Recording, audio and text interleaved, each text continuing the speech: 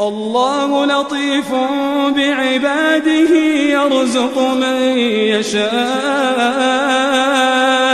وهو القوي العزيز.